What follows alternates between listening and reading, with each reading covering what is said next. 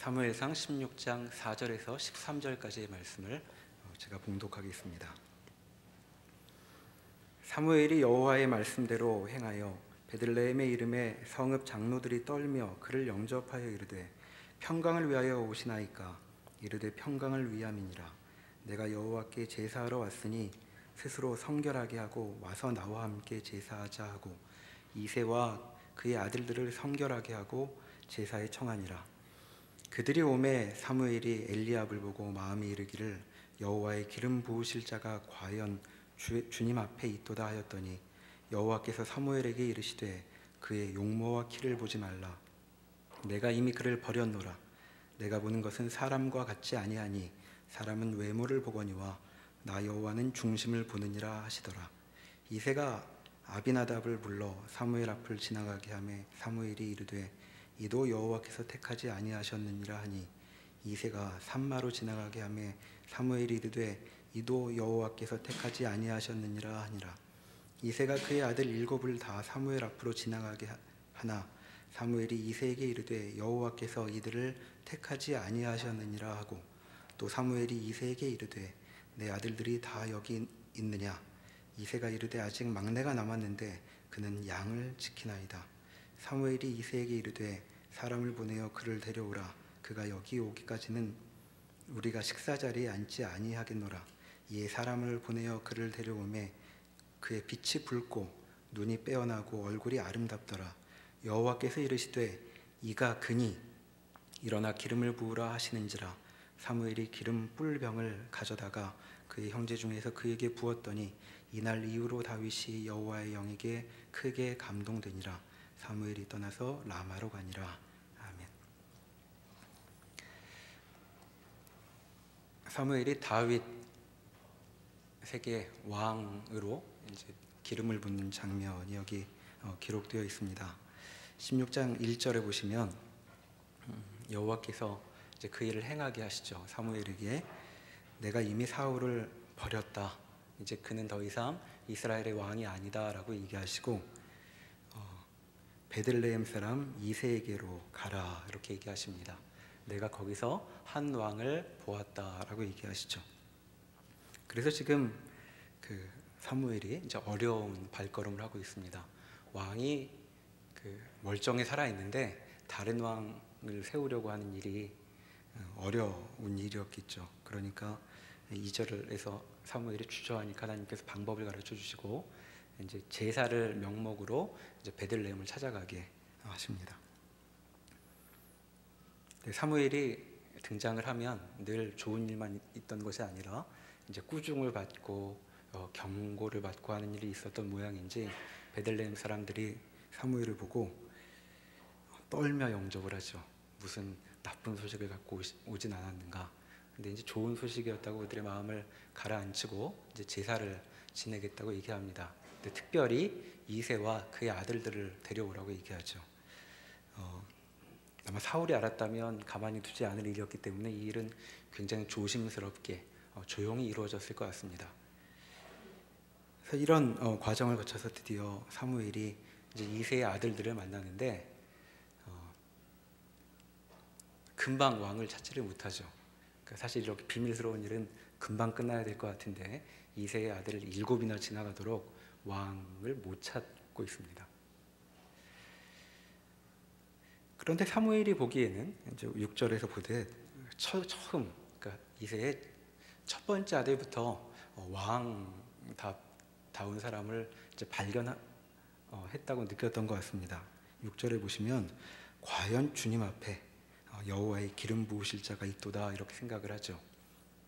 그런데 하나님께서 그 생각에 찬성을 하지 아니하십니다. 사무엘 보고 뭐라고 하시냐면 그의 용모와 키를 보지 말아라 이렇게 얘기하시죠. 아마 그 사무엘이 생각하기에 왕이란 어떠한 존재인가?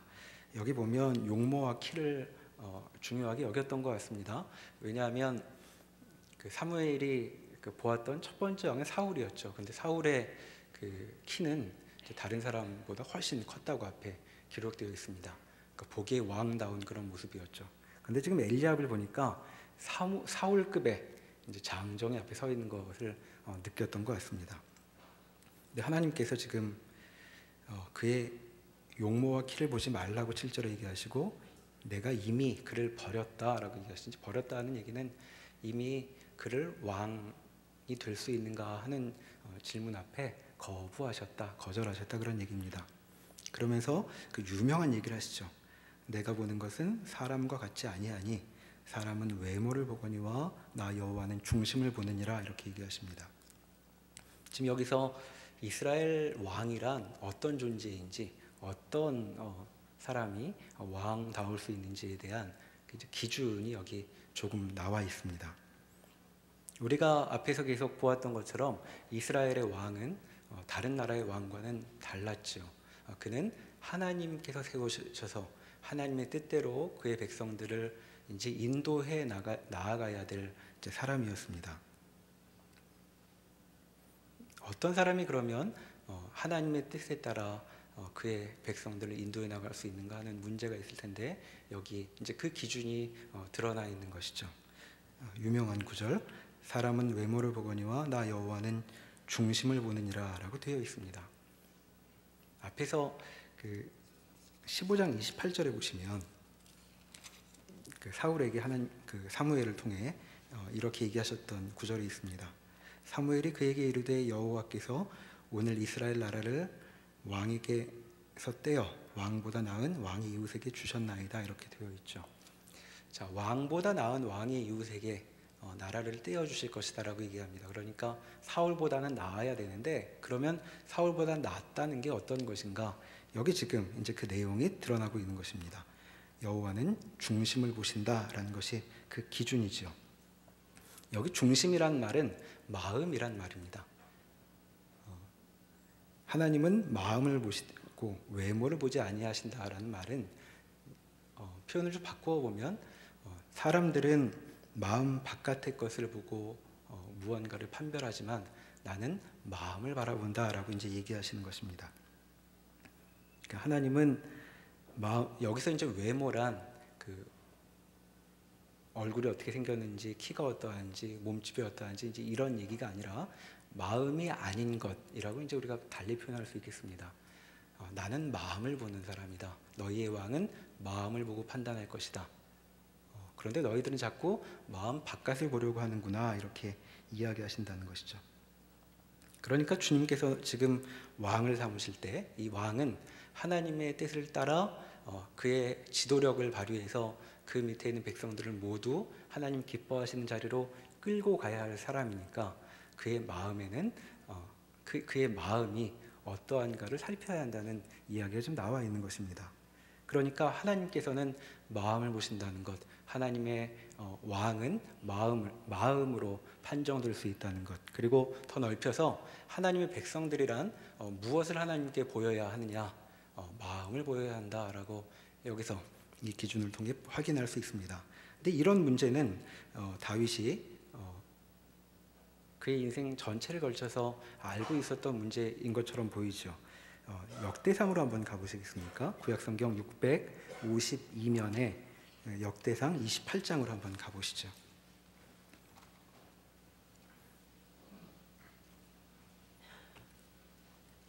역대상 28장, 구약성경 652면입니다.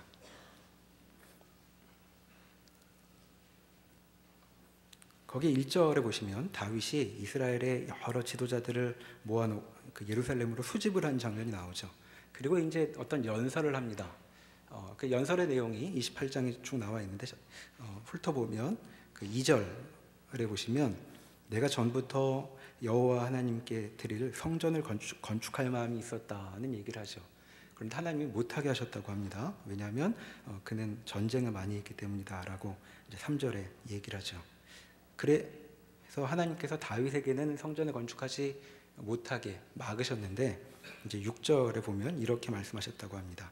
내게 이르시되 내 아들 솔로몬 그가 내 성전을 건축하고 내 여러 뜰을 만들리니 이는 내가 그를 택하여 내 아들로 삼고 나는 그의 아버지가 될 것임이라 이렇게 말씀하셨다는 것입니다. 이제 솔로몬이 성전을 세울 수 있는데 그가 만일 7절에 나의 계명과 법도를 힘써 준행하기를 오늘과 같이 하면 그의 나라를 영원히 견고하게 하리라 라고 얘기하죠. 솔로몬이 성전을 세울 영광을 가질 것이고, 그런데 성전을 세울고 용건이 끝나는 것이 아니라 그가 내 계명과 법도를 열심히 준행한다면 이제 너의 그의 나라가 자손 내내 견고하게 서 있을 것이라고 얘기하죠. 그뿐 아니라 8절에서 이제 왕만 그렇게 하나님을 섬기는 것이 아니라 왕이 그렇게 하나님의 그 계명과 법도를 지키는 것은 백성들을 대표하여 행하는 거니까 이제 너희는 이제 백성들입니다. 백성인 너희도 여호와의 모든 계명을 구하여 지키기로 하라. 그리하면 이 아름다운 땅이 내내 너희 땅이 될 것이다 라고 얘기하죠. 그래서 이제 다윗이 왕으로 오래 지난 후에 이제 솔로몬을 세우면서 이 연설을 하고 있습니다. 그리고 나서 솔로몬에게 이제 이름을 거명해서 9절부터 이렇게 이제 권면을 하죠. 9절을 봅니다. 내 아들 솔로몬아, 너는 내 아버지 하나님을 알고 온전한 마음과 깊은 뜻으로 섬길지어다. 여호와께서는 모든 마음을 감찰하사 모든 의도를 아시나니 내가 만일 그를 찾으면 만날 것이요 만일 내가 그를 버리면 그가 너를 영원히 버리시리라. 이렇게 얘기합니다. 자, 솔로몬아, 아버지로 내가 너에게 얘기한다. 사실 앞에 다 했던 얘기일 수 있는데 이렇게 말하죠. 너는 하나님을 온전한 마음과 기쁜 뜻으로 섬겨야 한다 하고 얘기합니다. 왜냐하면 하나님은 모든 마음을 감찰하시며 모든 의도를 아시는 분이기 때문이다 라고 얘기하죠. 자, 앞서서 뭐라고 얘기하냐면 계명과 법도를 힘써 준행하라 라고 얘기했습니다. 그것이 삶의 중요한 기준이 될 것이다. 그런데 법도와 그 계명을 지킨다는 것은 무엇이냐 하면 내 마음에 무엇이 있는가 하는 문제의 표현이 될 것이다 라고 얘기합니다. 왜냐하면 하나님께서 그 솔로몬에게 보시려고 하는 부분은 그가 외적으로 그 계명과 법도를 몇 번이나 지키는지 어떻게 행하는지를 보시는 것이 아니라 여기 9절에 있듯이 그분의 관심사는 마음에 있기 때문이다라고 얘기하는 것입니다. 자, 이 감찰이라는 말은 영어 단어로 search이라는 단어를 씁니다. 하나님께서 그의 마음을 하나님께서 무엇을 보시는가? 솔로몬의 마음을 보시겠다는 것이죠. 자, 그러니까 여기 내가 만일 그 뒷부분에 내가 만일 그를 찾으면 만날 것이요 만일 내가 그를 버리면 그가 너를 영원히 버리시리라. 이 말씀은 지금 어떻게 그를 찾을 수 있냐 하면 마음에서 하나님을 찾으면 이란 말이 됩니다. 그러니까 제사를 지내 여호와를 찾는 것도 아니고 계명, 10계명을 리스트로 만들어서 그것을 지키는지 확인하는 것이 아니라 마음에서, 왜냐하면 하나님께서 마음을 살피고 계시니까 내 마음에서 하나님을 만나면 그 마음 속에서 주께서 너를 만나실 것이다 이렇게 얘기하죠. 이런 면에 보면 지금 이스라엘에게 주어진 많은 율법들, 계명들은 구약에 곳곳에 들어 있어서 이제 예수님 시절에 가면 바리새인들이 구약 율법만으로는 그 하나님 섬기는 게 충분치 않다고 느껴서 온갖 여러 가지 주석들을 달아서 이제 그 몸가짐을 경계했는데, 사실 구약에 그 다윗이 얘기하고 있는 걸 보면 지금 이 모든 외부적인 행위들은 결국 그 마음의 그 중심이 어디 있는가를 드러내기 위한 것, 그러니까 더 중요한 것은 마음 속에 있는 문제이다 이렇게 얘기하고 있는 것입니다. 근데 이런 점은 다윗만 알았던 것이 아니라 사실 예전부터 이스라엘이 처음 시작될 때부터 이미 하나님께서 알려주셨던 바지요. 신명기 10장으로 한번 가보시죠. 구약성경 278면입니다.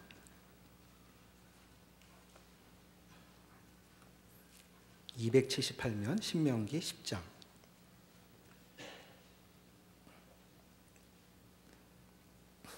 12절에 이렇게 시작이 되죠. 이스라엘아, 내 하나님 여호와께서 내게 요구하시는 것이 무엇이냐? 하나님께서 요구하시는 것, 이스라엘이 하나님 앞에 행해야 할 바, 올바른 반응은 무엇이냐? 이렇게 묻습니다. 그 답은 이렇게 나오죠. 곧 내 하나님 여호와를 경외하여 그의 모든 도를 행하고 그를 사랑하며 마음을 다하고 뜻을 다하여 내 하나님 여호와를 섬기는 것, 그것이다 이렇게 얘기합니다. 내 마음으로 하나님을 경외하는 것, 지금 하나님께서 너희에게 요구하시는 것은 다른 것이 아니라 마음에서 벌어진 문제이다 이렇게 얘기하고 계시죠. 그것이 다시 16절과 17절에서 반복이 됩니다. 그러므로 너희는 마음의 할례를 행하고 다시는 목을 곧게 하지 말라. 너희 하나님 여호와는 신 가운데 신이시며 주 가운데 주시요 크고 능하시며 두려우신 하나님이시라. 사람을 외모로 보지 아니하시며 뇌물을 받지 아니하시고 라고 되어 있습니다. 방금 이세의 아들들에게 하신 말씀이 여기 지금 나와 있죠. 하나님은 마음의 문제를 신경 쓰시니 지금 너희가 행해야 할 중요한 것, 하나님께 요구받고 있는 것은 무엇이냐 하면 마음의 할례를 받는 것이다 라고 얘기합니다. 자, 할례는 굉장히 중요한 예식이었습니다. 이스라엘에서 할례를 받지 않으면 죽여버리라고 모세가 가르쳤었죠. 왜냐하면 할례는 하나님의 백성의 독특한 정체를 확인시켜주는 징표였기 때문입니다. 그래서 할례 받은 자, 받지 못한 자로 이 사람이 누구인가를 구별하는 표시가 되었죠. 그런데 그와 같이 할례가 중요하게 요구되었던 이유는 몸에 어떤 표시를 내는 문제 때문이 아니라 16절에 있는 것처럼 마음의 할례를 행하는 그런 문제 때문이라고 얘기합니다.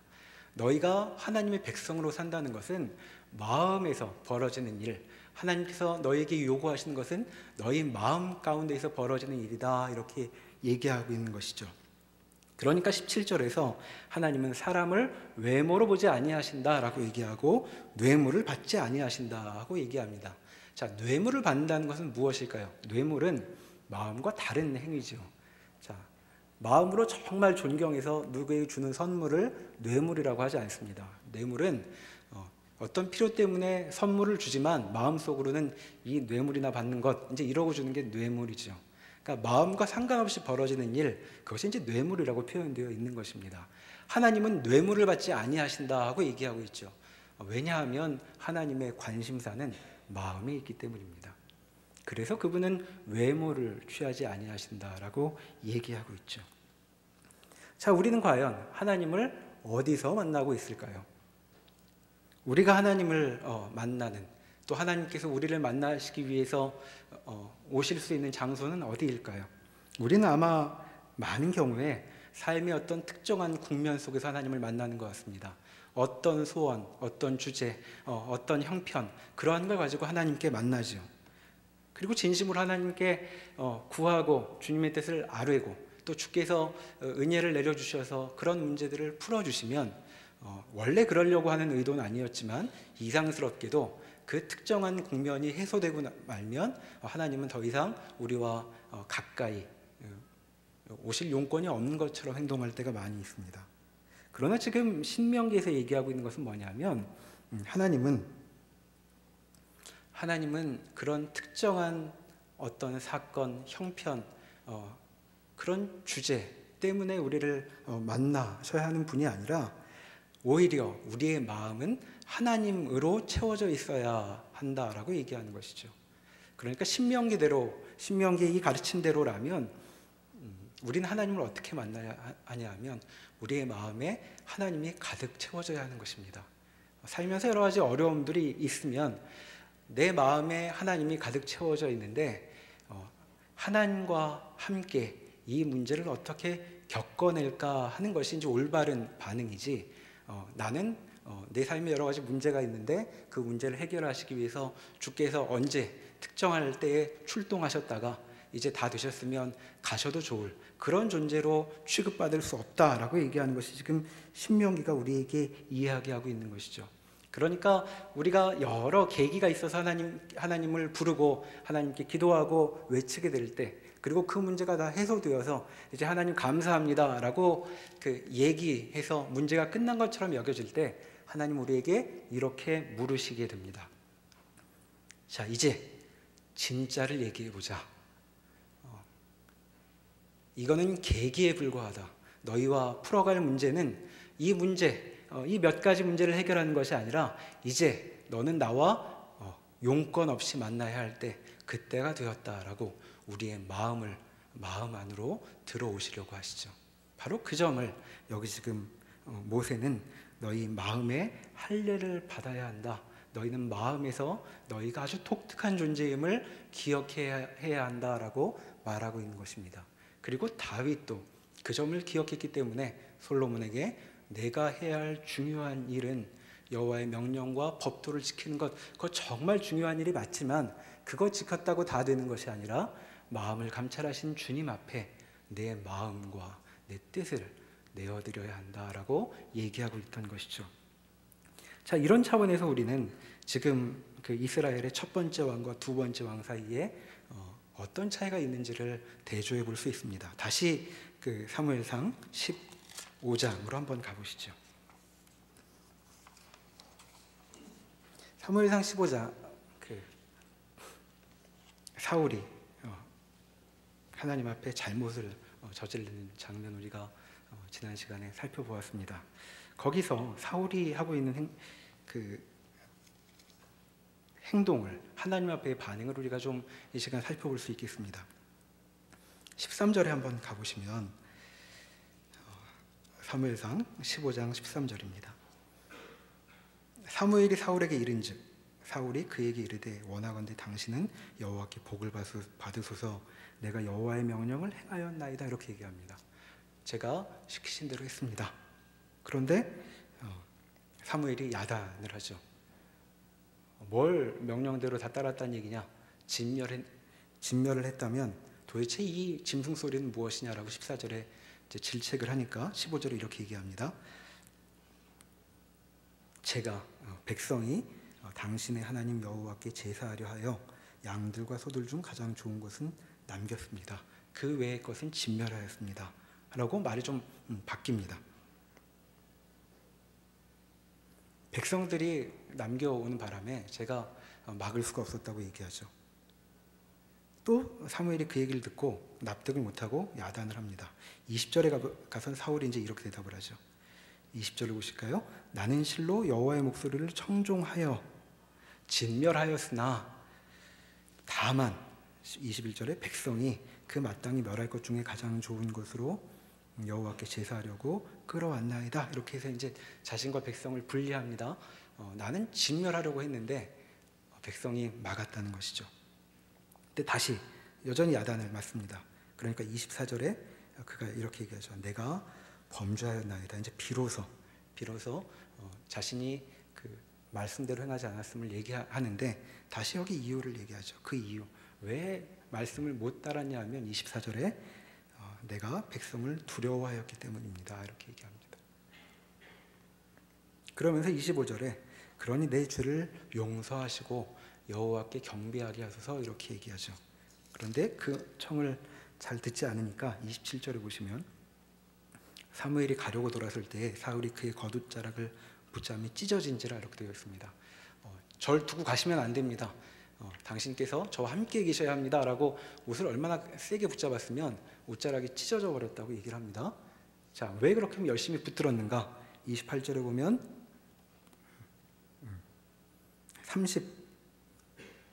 30절을 보시죠. 30절에 사울이 이르되 내가 범죄하였을지라도 이제 청하옵나니 내 백성의 장로들 앞과 이스라엘 앞에서 나를 높이사 나와 함께 돌아가서 내가 당신의 하나님 여호와께 경배하게 하소서 이렇게 얘기하시죠. 다시 반복을 합니다. 제가 여호와께 경배할 기회를 주십시오라고 얘기하죠. 근데 왜 여호와께 경배해야 하는가? 백성들 보는 낯에 내가 왕답게 처신을 해야 되기 때문입니다라고 말하는 것 같습니다. 이 사람에게 중요한 것은 30절에 보면 백성 앞에서 내가 높임을 여전히 받는 것, 인정받는 것이었던 것 같습니다. 그리고 그 마음을 채우고 있었던 것은 백성들이죠. 백성들이 두려워했습니다. 지금 사울의 마음을 보면 하나님은 어디 계실까요? 사울 마음의 바깥에 계시는 것 같습니다. 그의 마음 속에 무슨 생각을 하는지는 금방 드러나지 않았습니다. 그런데 그 마음이 복잡했던 것 같죠. 여러 도모가 있었던 것 같습니다. 그런데 하나님은 아니었던 것 같죠. 우리가 지금 읽었던 부분에 보면 그의 마음속을 채우고 있는 것은 두 가지였습니다. 첫째는 백성들이죠. 두려운 백성들. 그리고 또 하나는 자기 자신이었습니다. 자기 자신의 위신을 세우는 것, 사람들에게 여전히 인정받는 것, 그것이 그의 마음에 가득 채워져 있었죠. 그래서 지금 그가 하고 있는 행동은 하나님께 자신의 마음 바깥에 있는 하나님께 무언가 보기에 눈속임을 할 수 있을 것 같은 그런 식의 행동과 그런 변명을 계속하고 있습니다. 이 사람은 주어진 명령에 불순종했을 뿐만 아니라 그 불순종의 이유는 그가 마음에서 하나님을 만나지 않고 그의 마음은 다른 것으로 채워져 있다는 데서 우리가 그의 행동의 특징을 확인할 수 있겠죠. 자, 이것과 대조적으로 다윗은 어떠한 사람인가? 어떻길래 28절에서 보았듯 왕보다 나은, 사울보다 나은 자라고 여김을 받았고 또 내가 중심을 아느니라 라고 중심을 보시는 하나님 앞에 왕으로 세워질 수 있었을까요? 우리가 앞으로 다윗 왕의 생애를 살펴보면서 여러 가지 구체적인 면모들을 확인하게 되겠지만 이 시간에 몇 가지만 확인해 보시기로 하시죠. 시편 54편을 한번 가보십시오.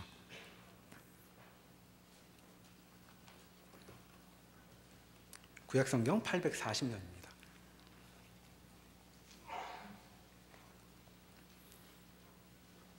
시편 54편에 보면 이제 그 제목에 이런 정화음 설명이 있습니다. 10사람이 사울에게 이르러 말하기를 다윗이 우리가 있는 곳에 숨지 아니하였나이까 하던 때에. 자, 다윗으로는 아주 어려운 형편이 있었습니다. 사울의 미움을 받아가지고 지금 쫓겨나서 도망 다니고 있는데 멀리 도망갔는데 그곳에서 만난 사람들이 사울에게 너무 충성된 사람들이었던 것 같습니다. 그래서 그들에게도 쫓겨나고 있는 이 형편에 지금 하나님께 드리는 기도죠. 자, 무엇을 기도할까요? 한번 보시겠습니까? 1절에 보면 하나님이여 주의 이름으로 나를 구원하시고 주의 힘으로 나를 변호하소서. 하나님이여 내 기도를 들으시며 내 입의 말에 귀를 기울이소서. 낯선 자들이 일어나 나를 치고 포악한 자들이 나의 생명을 수색하며 하나님을 자기 앞에 두지 아니하였음이니이다. 여기까지 읽어보면 하나님 저 정말 힘들고 어렵습니다. 도와주십시오. 이제 이렇게 얘기하는 것으로 읽히는데 조금 더 읽어보면 그 다윗의 마음이 꼭 그것만은 아니라는 걸 보게 됩니다. 4절에 하나님은 나를 돕는 이시며 주께서는 내 생명을 붙들어 주시는 이시니이다.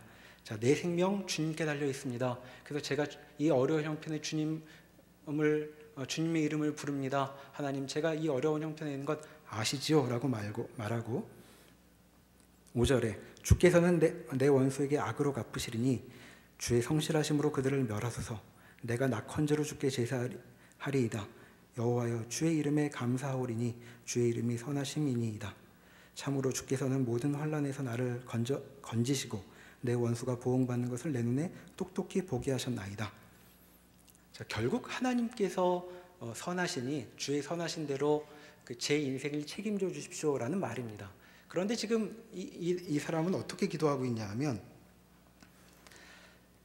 6절에 보면 제가 낙헌제로 주께 제사하리이다 라고 얘기하고 있습니다. 낙헌제라는 말은 드릴 이유가 특별히 없는데 임의로 마음에 우러나서 드리는 제사를 얘기합니다.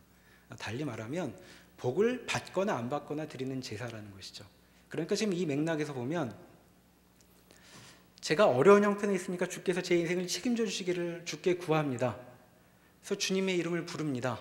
제 생명 주께 있습니다 라고 말하는데, 그런데 주님, 결국 주님의 의가 이루어질 것이지만 제가 주께서 제 생명을 지켜주시기 때문에 제가 지금 제사하겠다고 하는 것 아닙니다. 이렇게 얘기하는 것입니다. 그러니까 지금 저 주님하고 거래하고 있는 거 아닙니다. 제 마음을 하나님께 다 드립니다. 제가 이 형편에서 누구에게 외칠 수 있겠습니까? 제 마음은 하나님뿐입니다. 제 인생은 하나님뿐입니다 라고 얘기하는 것이 4절에 내 생명을 붙들어 주시는 분은 하나님이십니다 이렇게 얘기하고 있죠. 물론 지금 평안한 마음으로 이렇게 기도했을 것 같지는 않습니다. 사울에게도 도망다니고 있고, 그리고 길거리에서 만나는 사람으로부터도 도망하고 있는 중입니다. 주위에 있는 모든 사람들이 다윗을 보고 좋아하지 않습니다. 다윗의 존재 자체가 거북하게 느껴지고 있는 그런 형편이죠. 그러니까 마음이 그 일 때문에 얼마나 괴롭고 그리고 평안함이 없었겠습니까? 근데 그 자리에서 그는 무엇으로 마음을 채우고 있느냐 하면 하나님으로 채우고 있습니다. 자, 내가 이 일을 어떻게 겪게 될지는 전 아직 잘 모르지만, 그리고 이 어려움이 얼마나 더 될지는 모르겠으나 제 마음에 하나님이 계십니다. 그리고 그 하나님께 저는 감사의 제사를 드릴 것입니다. 이렇게 이야기하고 있죠. 그의 마음에는 하나님이 있었던 것 같습니다. 사울에게는 그 마음에 백성과 자기 자신의 위신이 살아 있었다면, 지금 다윗은 자기 자신도, 그리고 백성들을 미워하는 것, 자신의 형편에 탄식하는 것을 넘어서서 제 인생은 주님 안에서만 설명드릴 수 있는 존재입니다. 지금 이렇게 이야기하고 있죠. 자, 이것보다 좀 더 심해 보이는, 정도가 더 세 보이는 기도가 시편 63편에 나옵니다. 한번 넘겨보시겠습니까? 845면 63편입니다. 자, 제가 읽어볼 테니까 지금 다윗의 마음이 어떠한지 한번 음미해 보시죠. 1절입니다. 하나님이여, 주는 나의 하나님이시라. 내가 간절히 주를 찾되 물이 없어 마르고 황폐한 땅에서 내 영혼이 주를 갈망하며 내 육체가 주를 앙모하나이다. 내가 주의 권능과 영광을 보기 위하여 이와 같이 성소에서 주를 바라보았나이다. 주의 인자하심이 생명보다 나음으로 내 입술이 주를 찬양할 것이라. 이러므로 나의 평생에 주를 송축하며 주의 이름으로 말미암아 나의 손을 들리이다. 골수와 기름진 것을 먹음과 같이 나의 영혼이 만족할 것이라. 나의 입이 기쁜 입술로 주를 찬송하되 내가 나의 침상에서 주를 기억하며 새벽에 주의 말씀을 작은 소리로 읊조릴 때에 하오리니 주는 나의 도움이 되셨음이라. 내가 주의 날개 그늘에서 즐겁게 부르리이다. 나의 영혼이 주를 가까이 따르리니 주의 오른손이 나를 붙드시거니와 나의 영혼을 찾아 멸하려 하는 그들은 땅 깊은 곳에 들어가며 칼의 세력에 넘어져 승량의 먹이가 되리이다. 왕은 하나님을 즐거워하리니 주께 맹세한 자마다 자랑할 것이나 거짓말하는 자의 입은 막히리로다.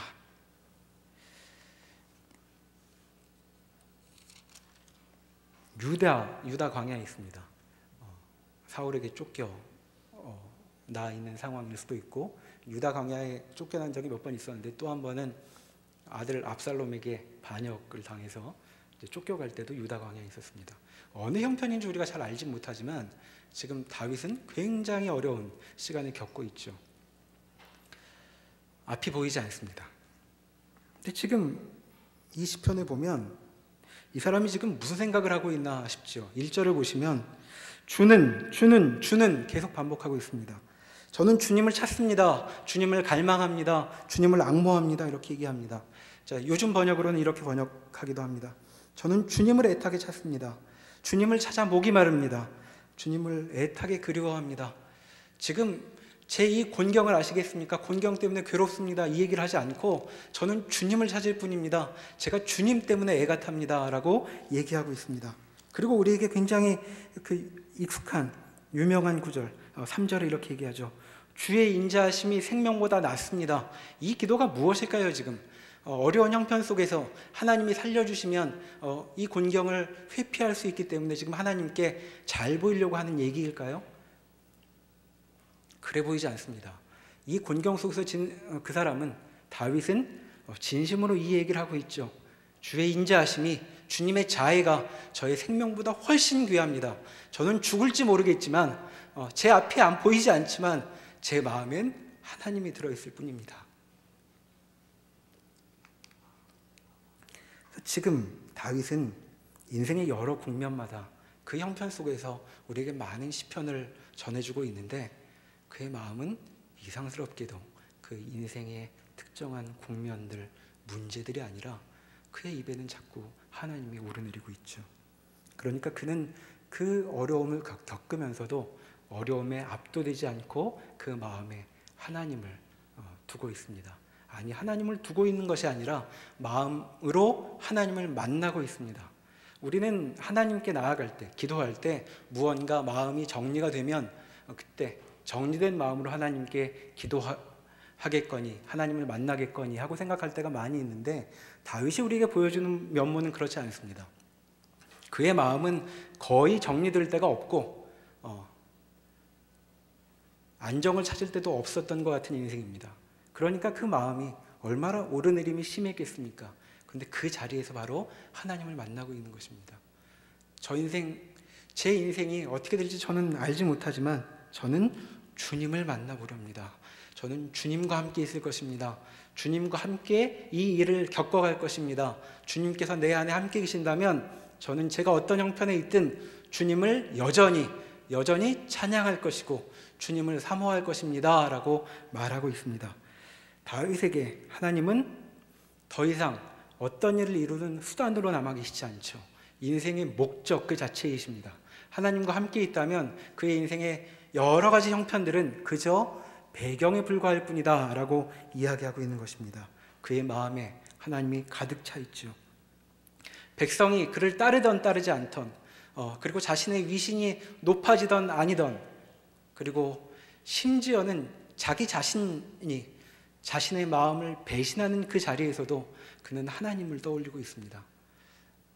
우리가 뒤에 다윗의 구체적인 삶의 자리들을 같이 확인하게 될 터인데 거기 확인된 다윗의 면모를 한번 보십시오. 미친 채하며 생명을 겨우 보존하였을 때 다윗은 하나님께 진심으로 찬양했습니다. 주님이 제 마음에 계시니 저는 미친 척하며 침을 흘리며 목숨을 부지한 그것으로 속상해하지 않겠습니다. 다윗이 밧세바를 범하여 간음했던 다윗의 가장 인생의 나락에 떨어진 그 순간에도 그는 자신의 죄에 아파하면서도 자기 자신에게 몰입되지 않고 하나님께 마음을 드리고 있습니다. 그의 마음에는 하나님이 있었던 것이죠. 그런 상황 속에서 그에게 모든 일들은 시간에 따라 지나가고 있죠. 그것이 바로 다윗의 생이었습니다. 하나님께서 말씀하신 사울보다 나은 자, 중심을 보는 분께서 택하셨던 이유라고 말할 수 있겠죠. 다윗은 마음속으로 흠이 없거나 잘못을 행하지 않은 그런 사람이 아닙니다.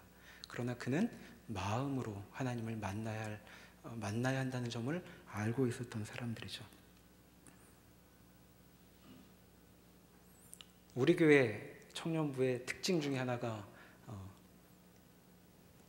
방황을 허락한다는 데 있다고 할 수 있겠습니다.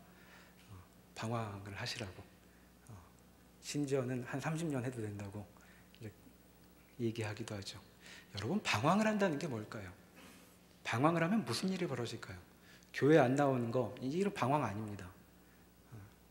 그럼 교회 나오는 거 역시 방황이 아니죠. 방황은 뭘까요? 방황은 마음으로 내 인생의 목적이 될 만한 것, 하나님 말고 다른 데서 찾아오는 것, 그게 방황입니다. 역시 방황은 열려져 있습니다. 그리고 말 몇 마디로 여러분들을 강요해서 돌이켜 세울 수도 없는 문제이죠. 방황하십시오. 하나님 말고 다른 곳에서 마음을 채울 만한 대상을 찾을 수 있는지 확인해 보시라는 것입니다. 혹 교회에 나오고 있지만 여전히 하나님은 수단에 머무셔서 우리의 특별한 문제에만 답하셔야 하는 분으로 우리 가운데 계시다면 방황하십시오. 하나님 아닌 것에 인생을 한번 걸어보십시오. 그리고 그 결과가 무엇인지 확인해 보셔야 됩니다. 그래야만 다윗처럼 마음에 하나님이 우리의 마음을 채워놓으실 수 있습니다. 그렇기 때문에 우리가 방황할 수 있는 것이고 방황해야 옳죠. 그리고 방황을 다 해보시고 나서 하나님 말고 우리 인생을 채울 것이 별로 없어 보이거든. 사람의 마음을 사서 누군가 나를 참 사랑해주면 인생이 살만할 것 같지만 연애를 10번을 해봤으나 마음이 채워지지 않는 것 같으시거든. 하나님께 돌아오십시오. 그리고 남들이 꿈꾸는 성공을 열심히 위해 추구하시다가 이것으로 내 마음에 만족이 되지 않는다는 사실을 아시면 그때는 이 문제에 다시 돌아와 쓰셔야 합니다. 내 마음에 무엇이 있는가? 신자로 산다는 것은 바로 하나님께서 우리의 마음 가운데에 계신다는 것입니다. 우리의 마음의 주인공이 되셔서 우리의 마음을 채우십니다. 우리의 생각과 우리의 마음은 더 이상 다른 것으로 채워지지 않고 하나님으로 채워진다는 것을 확인할 수 있는 사람입니다. 그렇기 때문에 다윗은 왕이 될 수 있었던 것입니다. 그가 솔로몬에게 이야기했던 것처럼 마음을 감찰하신 하나님 앞에 우리의 마음을 드려야 한다. 내가 내 아들이어서 왕의 일을 계속하려면 내 마음이 하나님께 드려져야 한다 하고 이야기하고 있죠. 왕이 그렇다면 그의 백성들은 하나님의 마음을 마음에 채우고 그렇게 살게 될 것입니다. 그런 자가 하나님의 백성들을 이끌어갈 왕이 되는 것이고 바로 지도자라고 할 수 있습니다.